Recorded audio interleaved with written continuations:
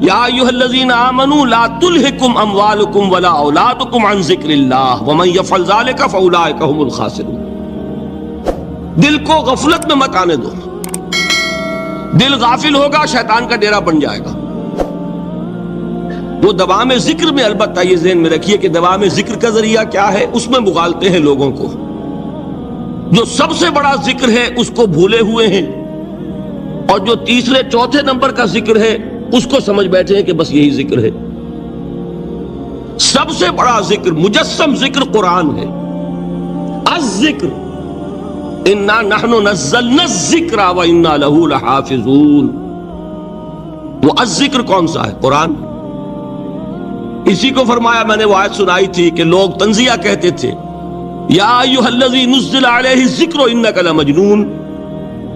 حضور سے مخاطب ہو کر کہتے ہیں فلاں جس کے اوپر کے اس کے خیال کے مطابق ذکر نازل ہوا ہے، ہم تو تمہیں پاگل سمجھتے ہیں. وہاں بھی لفظ کیا ہے؟ الذکر. تو معلوم کیا ہوا؟ انا انزلنا الیک الذکر لتبین للناس ما نزل الیہم. یہ الذکر ہے. تو اس سے بڑا ذکر کوئی نہیں. تلاوت قرآن، تدبر قرآن، غور و فکر قرآن کا، قرآن کو یاد کرنا. اس پر میرا کتاب چاہے مسلمانوں پر قرآن مجید کے حقوق، اب تو یہاں شاید کوئی کتاب موجود نہیں رہی ہے.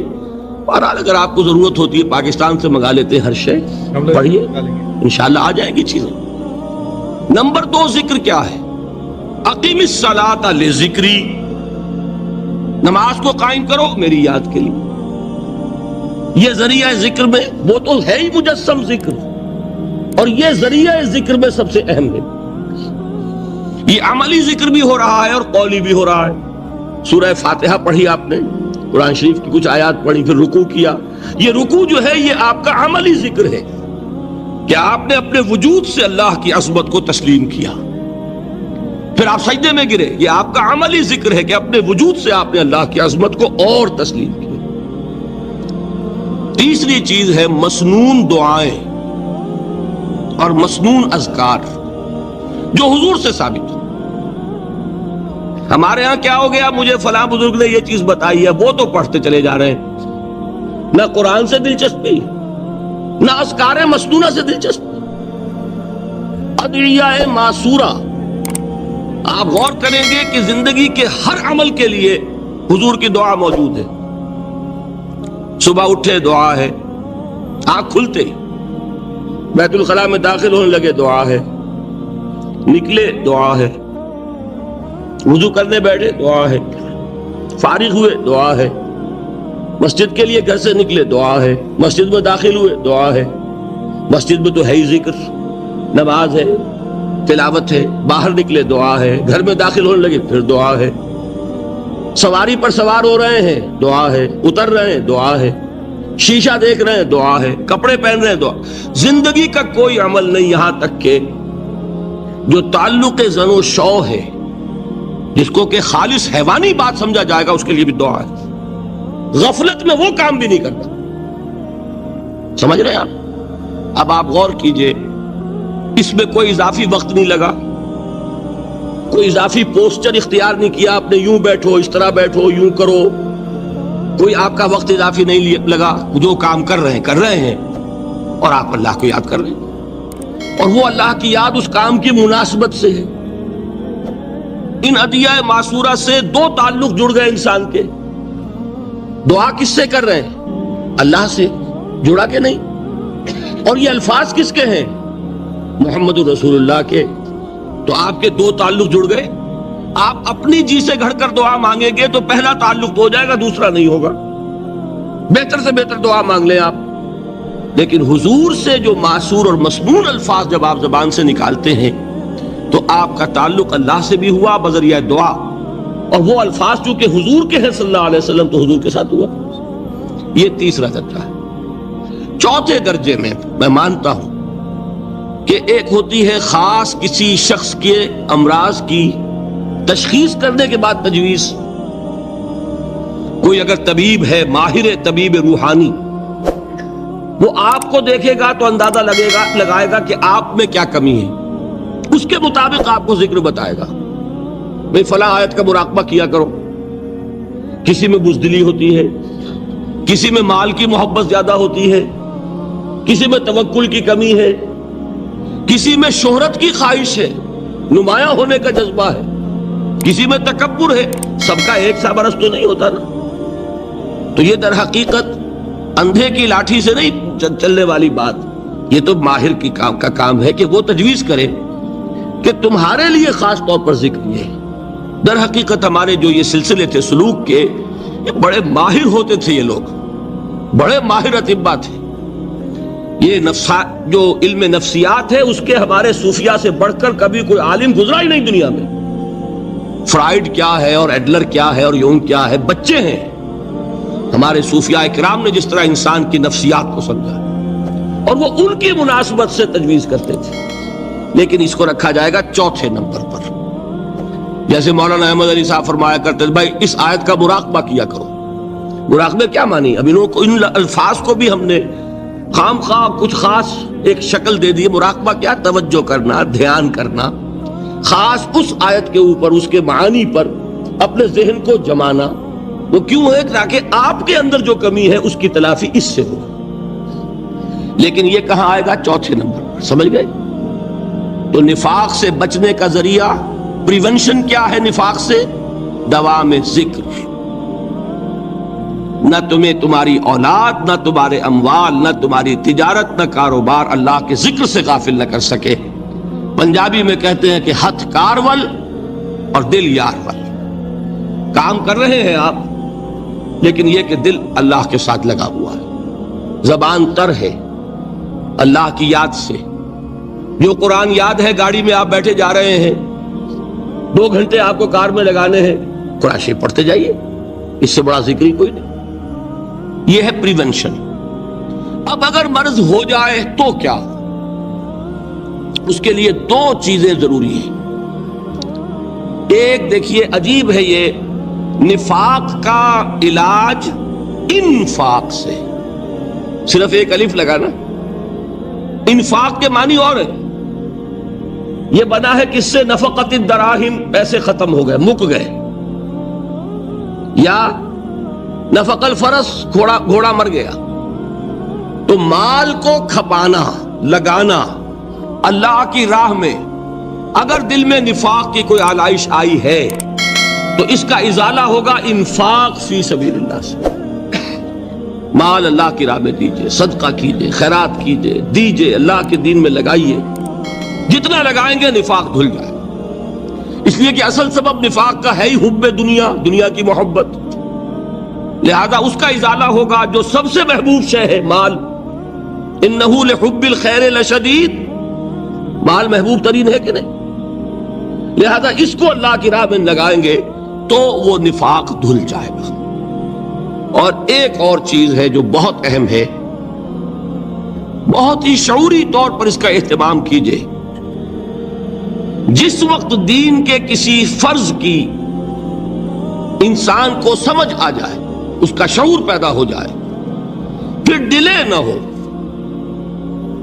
ذرا سا ڈیلے جو ہے اس پر عمل کرنے میں، یہ در حقیقت نفاق کو جڑ پکڑنے کا موقع دینا ہے.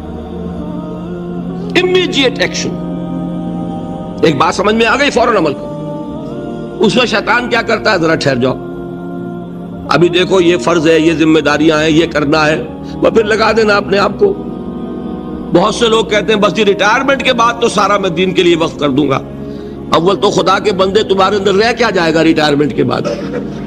سارا تو کھپ چکو گے، رہ کیا جائے گا؟ دوسرے یہ کہ یہ بھی جان لیجئے کہ کار دنیا کسے تمام نہ کر. ریٹائرمنٹ کے بعد کون فارغ ہو جاتا ہے؟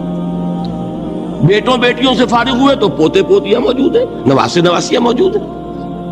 کبھی بھی وہ بوجھ ختم نہیں ہوتا زندگی کا.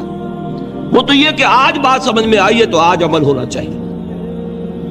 قرآن مجید میں سورہ انعام میں بڑی شدید وعید آئی ہے. الفاظ ہیں یہ، وَنُقَلِّبُ أَفْئِدَتَهُمْ وَأَبْصَارَهُمْ كَمَا لَمْ يُؤْمِنُوا بِهِ أَوَّلَ مَرَّةٍ. انسان پر ایک حقیقت کا انکشاف ہوا کہ یہ بات حق ہے، فوراً تسلیم کرے. کسی مصلحت کی وجہ سے، کسی بزدلی کی وجہ سے، کسی لالچ کی وجہ سے، کسی اپنی سیادت یا قیادت کی وجہ سے کیسے مان لوں؟ لوگ کہیں گے کہ یہ نیچے ہو گیا، وہ اونچا ہو گیا جس کی بات مانی. کسی وجہ سے رک گئے تو اللہ تعالیٰ اندر سے وہ جو استعداد ہے حق کو پہچاننے کی وہ سلب کر لیتا. وَنُقَلِّبُ أَفْئِدَتَهُمْ وَأَبْصَارَهُمْ، ہم الٹ دیں گے ان کے دلوں کو بھی اور ان کی آنکھوں کو بھی. کیوں؟ كَمَا لَمْ يُؤْمِنُوا بِهِ أَوَّلَ مَرَّةٍ، اس لیے کہ وہ پہلی مرتبہ جب انکشاف حق ہوا ہے وہ ایمان نہیں لائے. اس کا میں ایک واقعہ آپ کو سنانا چاہتا ہوں کہ کس طرح صحابہ کرام پر بھی وقتی طور پر یہ واقعہ اگر صحابہ کرام کا نہ ہوتا تو یہ حقائق سمجھ میں نہ آتے. غزوہ تبوک کے موقع پر یہ میں جملہ انکمپلیٹ رہ گیا، ضعف ایمان کا حملہ ہو جاتا تھا، نفاق کا نہیں معاذ اللہ. لیکن ضعف ایمانی کی اگلی منزل شروع ہو جاتی ہے نا، نفاق.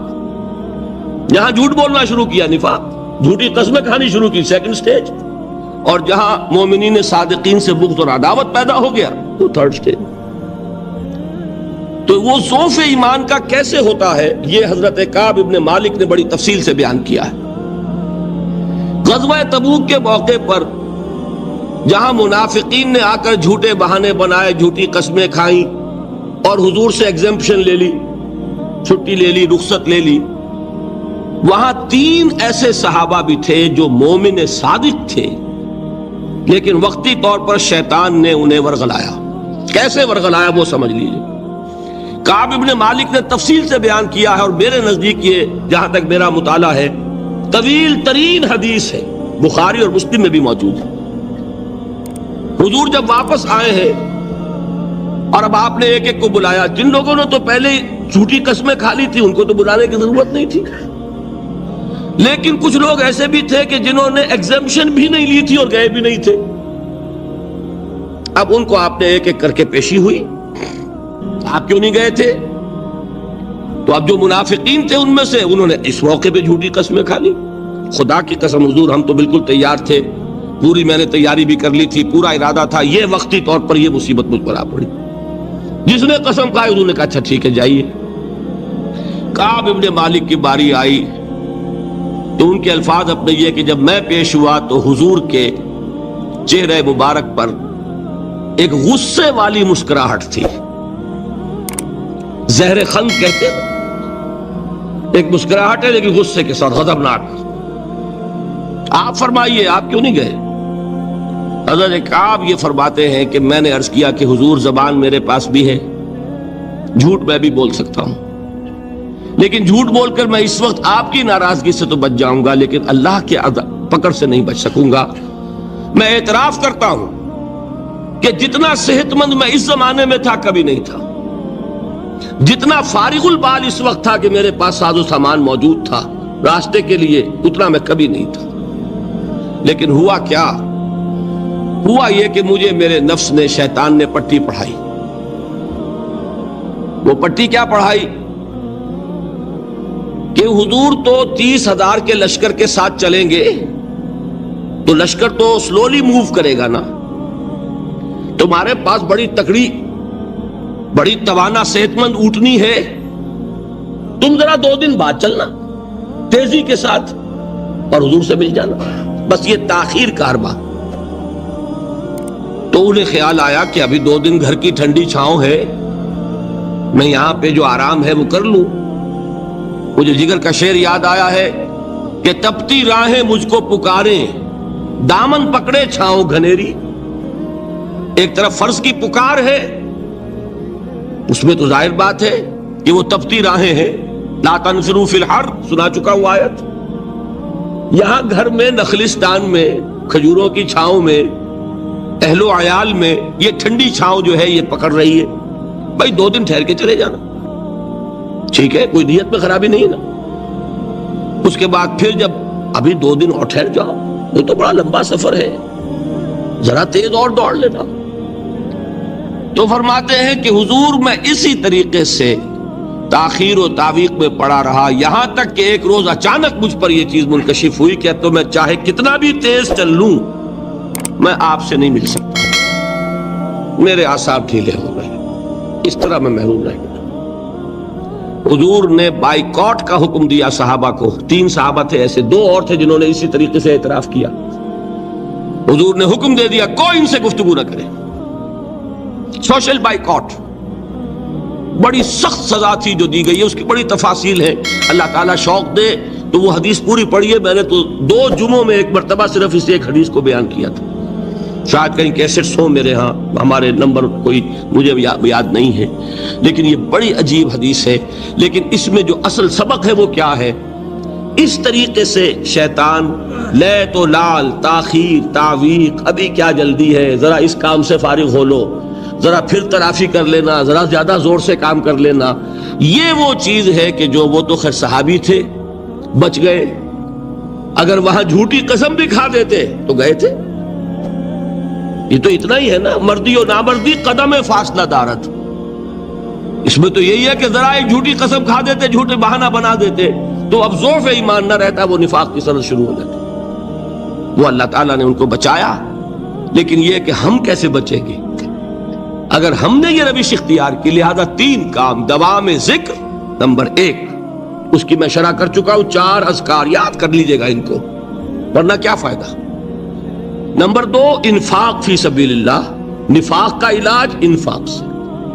نمبر 3, یہ عادت اپنے اندر پیدا کیجئے شعوری طور پر کہ جب ایک حقیقت واضح ہو جائے فوراً اعتراف, کہ ہاں بھائی بات ٹھیک ہے آپ نے. جب ایک فرض کا احساس ہو جائے فوراً اس کی ادائیگی کے لیے آغاز. تاخیر و تعویق ہے کہ جس سے پھر نفاق کو موقع ملتا ہے. اللہ تعالیٰ مجھے اور آپ کو حقیقی ایمان عطا فرمائے اور نفاق سے بچائے رکھے. اب آئیے حقیقت و اقسام شرک پر. دیکھیے, ہر شخص یہ جانتا ہے کہ اسلام دین توحید ہے. ایک لفظ میں اگر کہیں گے تو اسلام کا سب سے بڑا وصف, سب سے بڑی علامت توحید. وہ جو اقبال نے کہا کہ توحید کی امانت سینوں میں ہے ہمارے, آسان نہیں مٹانا نام و نشاں ہمارا. تو توحید ہے. توحید کی ضد ہے شرک. ٹھیک, اس سے میں ایک نتیجہ نکالتا ہوں. کوئی مسلمان جان بوجھ کر مشرک نہیں ہو سکتا. یہ میرا نتیجہ ہے. جان بوجھ کر مشرک نہیں ہو سکتا. وہ شرک میں مبتلا ہوگا تو ناسمجھی میں ہوگا, نادانی میں ہوگا, وہ اسے شرک نہیں سمجھے گا. یہ ممکن نہیں ہے کہ کوئی مسلمان ہو, گیا سے گیا مسلمان, گزرا سے گزرا مسلمان, گھٹیا سے گھٹیا مسلمان, لیکن وہ شرک کو شرک سمجھتے ہوئے اس میں آلودہ ہو جائے. ہوتا کیا سمجھ میں نہیں آتا کہ شرک. تو ضرورت بہت ہے کہ ہم یہ پہچانیں کہ یہ شرک ہے کیا. دوسری بات یہ جان لیجئے, ہمارے دین میں ناقابل عفو جرم کون سا ہے؟ شرک. 2 مرتبہ بیان فرمایا گیا سورہ نساء میں صرف, ان اللہ لا یغفر ان یشرک بہ ویغفر ما دون ذلک لمن یشاء. اللہ تعالیٰ اسے تو ہرگز نہیں بخشے گا کہ اس کے ساتھ شرک کیا جائے, ہاں اس سے کم تر جس کو چاہے گا معاف فرما دے گا. نوٹ کر لیجئے, اس کی بھی اندر بھی اوپن لائسنس نہیں ہے کہ بقیہ سارے گناہ لازماً معاف کر دے گا. یہ نہیں ہے. اس سے تو آپ میں جرت پیدا ہو جائے گی, باقی سب کیے جاؤ. یہ نہیں, جس کو چاہے گا بخش دے گا, لیکن امید ضرور دلا دی کہ شرک سے کم تر کوئی گناہ ہو تو اس کے بخشش کی بغیر توبہ کے اللہ تعالیٰ نے امید دلائی. توبہ سے تو شرک بھی معاف ہو جائے گا. اس سے مراد کیا ہے؟ بغیر توبہ کے. اللہ تعالیٰ نے فرمایا کہ اور گناہوں کے بارے میں تو امید کی جا سکتی ہے, لیکن شرک کے بارے میں ہرگز نہیں. اہمیت واضح ہو گئی. مزید نمبر 3,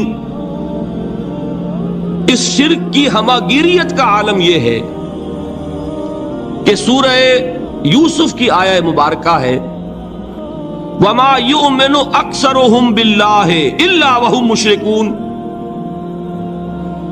انسانوں کی اکثریت کا حال یہ ہے کہ وہ اللہ پر ایمان نہیں رکھتے مگر کسی نہ کسی قسم کے شرک کے ساتھ. یہ یونیورسلٹی ہے اس کی. کہ اللہ کو بھی مان رہے ہیں لیکن کسی نوع کا شرک جو ہے وہ بھی لگا رکھا.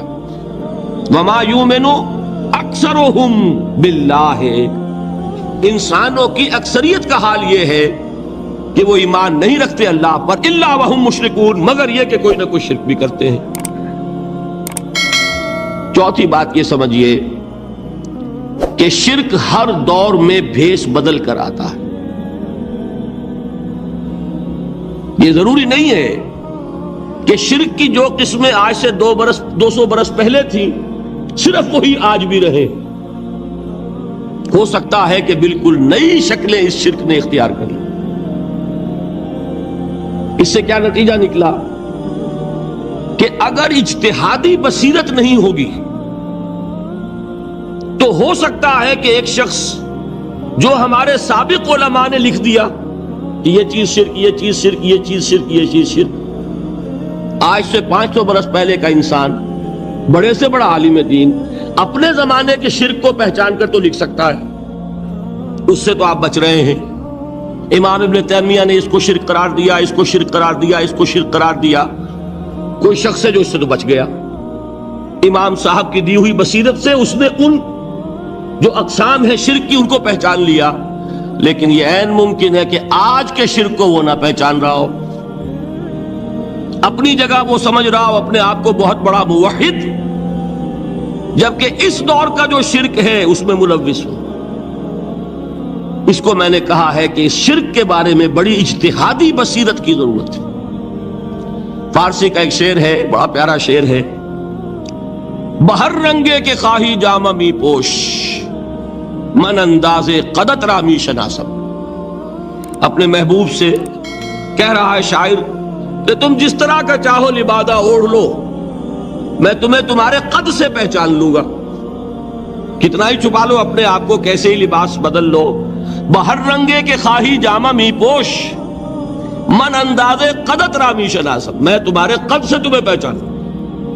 یہ اگر بصیرت نہ ہو کہ شرک کو اس کے قد سے پہچان سکیں آپ، اس کے لیے ضرورت ہے اصولوں کی. دیکھیے جس طرح الجبرا کے اصول ہوتے ہیں، فارمولا ہے، فارمولا ہاتھ میں آ گیا، اب مسئلے حل کرتے چلے جا رہے ہیں، آپ اپلائی کرنے کی دیر ہے فارمولے کی.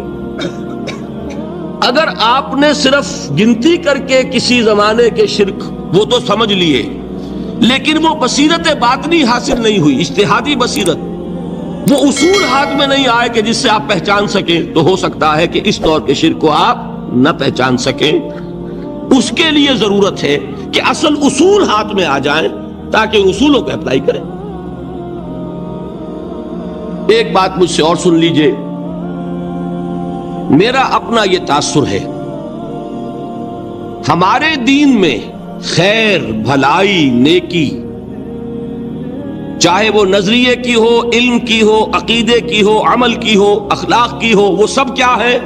وہ توحید ہی کے شجرہ طیبہ کی شاخیں ہیں. اور شر، برائی، گمراہی، خیالات کی ہو، نظریات کی ہو، علم کی ہو، عقیدے کی ہو، عمل کی ہو، اخلاق کی ہو، سب کے ڈانڈے شرک کے شجرہ خبیثہ سے ملتے ہیں. اس شجرہ خبیثہ کے برگوبار ہے جو بھی برائی ہے، عمل کی یا علم کی، اور اس شجرہ طیبہ کے برگوبار ہے جو بھی خوبی ہے، عمل کی یا عقیدے. یہ میرا تاثر ہے. اور جب تک اس انداز میں وہ آپ کو اندرونی رشتے ظاہر نہیں ہوں گے، آپ پر منکشف نہیں ہوں گے، وہ اجتہادی بصیرت جو ہے پیدا نہیں ہو سکے گی. اب آئیے ایک اور بات دیکھیے، شرک میں اور الحاد میں کیا فرق ہے یہ بھی ہم نہیں سمجھتے. الحاد، مادہ پرستی، وہ کیا ہے؟ ایتھیزم، کسی بھی خدا کا انکار. ہمارے آج کے دور کی سب سے بڑی گمراہی یہ ہے. شرک کیا ہے؟ خداؤں کو ماننا. یہ کیا ہے؟ تھیزم ہے، لیکن پولی تھیزم ہے. توحید کیا ہے؟ مونو تھیزم ہے، ایک خدا کا ماننا. لیکن شرک کے اندر ایک اور حقیقت کو پہچان لیجئے، شرک میں ہمیشہ ٹاپ پر ایک خدا کو مانتے ہیں. باقی سارے خدا نیچے ہوتے ہیں، اوپر جا کر وہ توحید ہوگی ہمیشہ۔ کوئی مشرکانہ نظام ایسا نہیں ہے جو ٹاپ پر جا کر توحید نہ بن جائے۔ دیکھیے ہندو دیویاں دیوتا بے شمار، لیکن مہادیو وہ بھی کیا دو ہیں؟ مہادیو وہ تو ایک ہے۔ انگریزی میں گاڈز گاڈیسز، لیکن وہ چھوٹے جی سے لکھے جائیں گے، چھوٹے جی سے لکھے جانے والے gods and goddesses. Roman mythology ہو، گریک مائتھولوجی ہو، ان دیویوں دیوتاؤں کے نام ہی آپ نہیں یاد کر سکتے، لیکن گاڈ بڑے جی سے وہ ایک ہے کہ نہیں؟ ٹاپ پر جو ہے وہ ایک ہے، اس کو وہ بھی مانتے ہیں کہ اومنی پوٹنٹ، اومنیشنٹ، اومنی پریزنٹ، علی کل شیء قدیر، بکل شیء علیم، ہر جگہ موجود، وہ تو ایک ہی ہے، وہ تو کیپٹل جی سے لکھا جائے گا۔ باقی اس کے نیچے فوج ہے دیویوں کی، دیوتاؤں کی، خداؤں کی اور خدانیوں کی، وہ گاڈز اینڈ گاڈیسز ہیں۔ عرب میں کیا تھا؟ میں نے پہلے آپ کو وہ دو مثالیں دے دی ہیں، تیسری اور ایران کی لے لیجئے، خیر کا خدا اور شر کا خدا اور، ایک یزداں ایک اہرمن، ٹھیک، سنویت ہو گئی نا، دو خداؤں کو مانا، لیکن وہی ہے جو خدائے خدائے گاں، خداؤں کا خدا، اس کو ایک ہی مانتے ہیں۔ یہی معاملہ عرب میں تھا، اللہ وہ ایک ہی تھا ان کے ہاں۔ قرآن میں آتا ہے ان سے پوچھئے وَلَئِن سَأَلْتَهُم مَّنْ خَلَقَ السَّمَاوَاتِ وَالْأَرْضَ لَيَقُولُنَّ اللَّهُ، جب ان سے کہا جاتا ہے کہ کس نے پیدا کیا آسمان اور زمین کو، یہ فوراً کہیں گے اللہ نے۔ فَأَنَّىٰ يُؤْفَكُونَ، تو یہ ماننے کے بعد کدھر جا رہے ہیں؟ وہ کیا کہتے تھے کہ وہ بڑا اللہ تو ایک ہی ہے، لیکن چھوٹے آلہہ ہیں۔ آلہہ اور اللہ میں وہی فرق ہے جو کیپٹل جی کا گاڈ اور چھوٹے جی سے گاڈز اینڈ گاڈیسز، وہی فرق ہے کہ جو مہادیو اور دیویوں اور دیوتاؤں میں ہے، وہی وہاں تھا اللہ، وہ ایک اور سپریم، سب سے بالا تر، اس سے اوپر کوئی نہیں، تخلیق میں اس کا کوئی ساجی نہیں، لیکن اس نے کچھ آلہہ ہیں جنہیں کچھ اختیارات تقسیم کیے ہوئے، کچھ اس کے لاڈلی ہستیاں ہیں جو سفارش کر سکتی ہیں۔ بس یہ شرک تھا مشرکین مکہ کا، بات سمجھ رہے ہیں؟ اس کا جائزہ لیں گے تو آپ کو، اور جو آج شرک کی اقسام میں بیان کروں گا اس کو ہاتھ میں لیں گے تو کسی موحد کا تلاش کرنا مشکل ہو جائے گا۔ ڈھونڈ اب ان کو چراغ رخ زیبا لے کر، آج جن کا نام مسلمان ہے ان کی اکثریت کسی نہ کسی نوع کے شرک میں مبتلا ہے۔ اب آئیے اقسام شرک۔ اقسام شرک میں بھی وہی کیفیت ہے جو نفاق کے بارے میں نے عرض کی تھی کہ ایک تقسیم یہ ہے جو علماء نے کی ہے، ایک ہے عقیدے کا نفاق، ایک ہے عمل کا نفاق، اسی طرح ایک ہے عقیدے کا شرک، ایک ہے عمل کا شرک۔ عقیدے میں نہیں ہے، عمل میں ہے۔ ایک تقسیم آپ نے سنی ہوگی شرک جلی، شرک خفی، ایک ہے ننگا شرک، کھلم کھلا شرک، ایک ہے چھپا ہوا شرک جو نظر نہیں آتا۔ لیکن ایک مغالطہ اپنے دل سے نکال دیجئے، بعض لوگ شرک خفی کو شرک نہیں سمجھتے، یہ بہت بڑی غلطی ہے۔ اگر وہ شرک نہ ہوتا تو حضور اسے شرک نہ کہتے، کوئی اور لفظ، عربی زبان کا دامن جو ہے محدود نہیں ہے، پھر اس کے لیے کوئی اور لفظ اختیار فرمایا جاتا ہے وہ شرک۔ لیکن ایک شرک ہے جلی جو نمایاں ہے، نظر آ رہا، ایک ہے شرک خفی جو نظر نہیں آ رہا، اور وہ کتنا خفی ہو سکتا ہے اس کی ایک مثال دی حضور نے۔ شرک خفی اتنا خفی ہو سکتا ہے، ذرا مبالغہ دیکھیے جو حضور نے بات کو سمجھانے کے لیے مثال میں جو مبالغہ اختیار فرمایا۔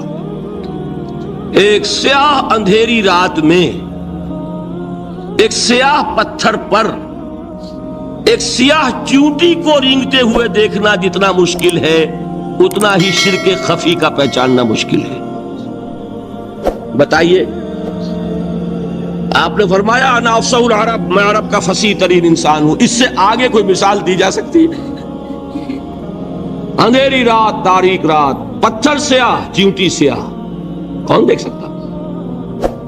جتنا اس کو دیکھنا ناممکن ہے اتنا ہی شرک خفی کا پہچاننا مشکل ہے.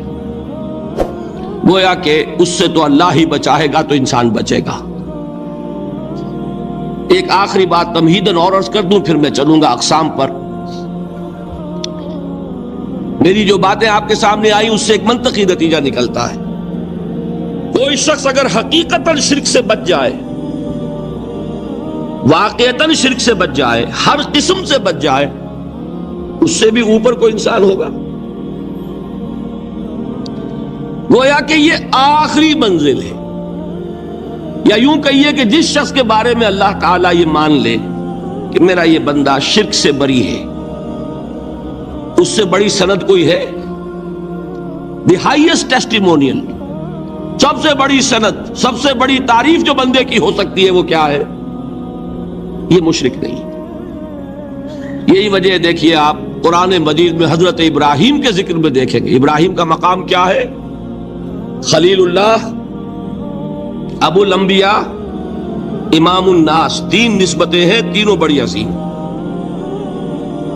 اللہ کے ساتھ نسبت کیا ہے؟ خلیل. واتخذ اللہ ابراہیم خلیلا. ابو الانبیاء، کتنے نبی ہیں ان کی نسل میں؟